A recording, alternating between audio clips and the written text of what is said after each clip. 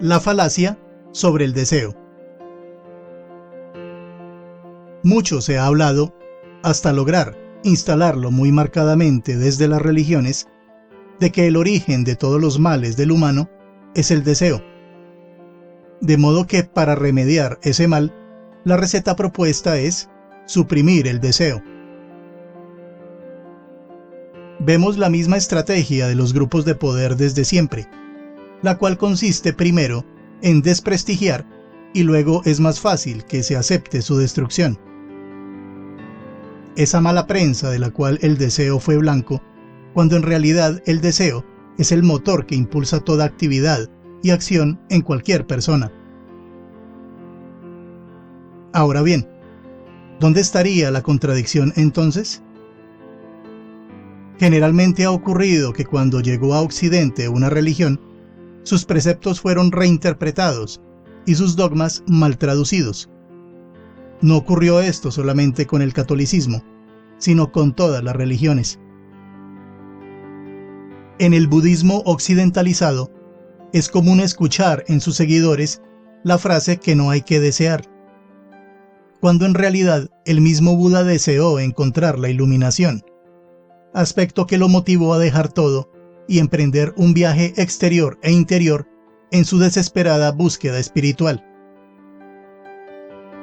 Insisto con esto, el Buda deseó, y ese fue el motor de su viaje.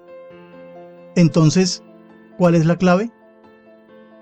La clave está en que el deseo debe ser siempre genuino, propio, no proyectado o inducido desde afuera. Pero, ¿cómo se entiende esto? Tendríamos que ir a la fuente histórica, así comprender el verdadero contexto.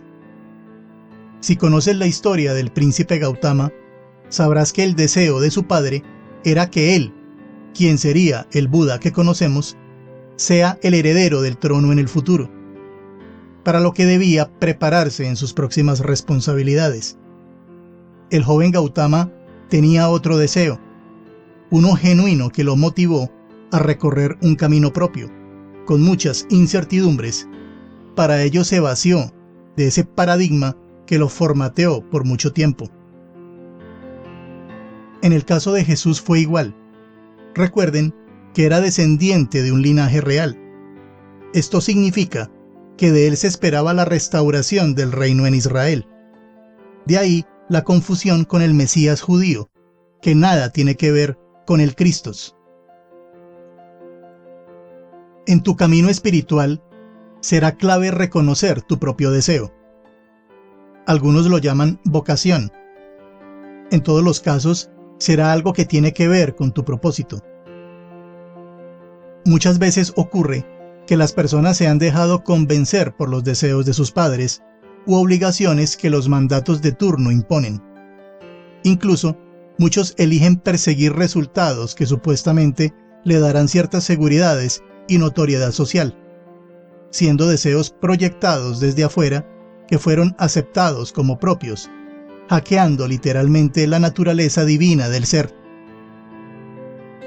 De ese deseo deberás deshacerte para darle lugar al deseo propio, genuino, que nos revela nuestro verdadero propósito. La clave es encontrar el equilibrio de desear sin desear. Lo que parece una paradoja sigue un principio cuántico que en los talleres abordamos. ¿Qué es verdaderamente la fe? El principio rector del catolicismo es la fe, entendida como una creencia ciega, cuando el vocablo fe, en su sentido original, hace referencia a quien dispone de cierto crédito para hacer determinada cosa. Es un término que se utilizaba en economía cuando alguien necesitaba un aval de un tercero. Implicaba entonces dar fe de que alguien califica para lo que se solicita o emprende, ya que hay que ganar este nivel o estatus con el que se abre una puerta. De ahí el origen de la palabra del latín fidedigno, que significa digno de fe. que está compuesto por los términos fides, fe, y dignus, digno.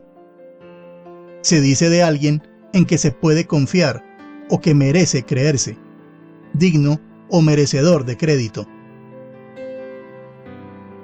Claro está que en un sentido espiritual, el tercero en cuestión es el universo, o Dios, quien nos habilita con la posibilidad de recibir, generando en el ser una certeza interior, siendo algo que tiene que ganarse la persona con algo más que méritos o limosnas, sino con acciones concretas que demuestren que desea salir de ese cuadrado de las formas y condicionamientos que mencioné más arriba, poniendo en juego un acto heroico que esbozaré en este libro. Esto recorrido sobre la fe tiene que ver con lo que en las Escrituras Sagradas hacen referencia sobre quién está en gracia, o quién accede al Dharma, o lo que enseña la misma Cábala, que justamente significa recibir esa magia hacia una nueva existencia.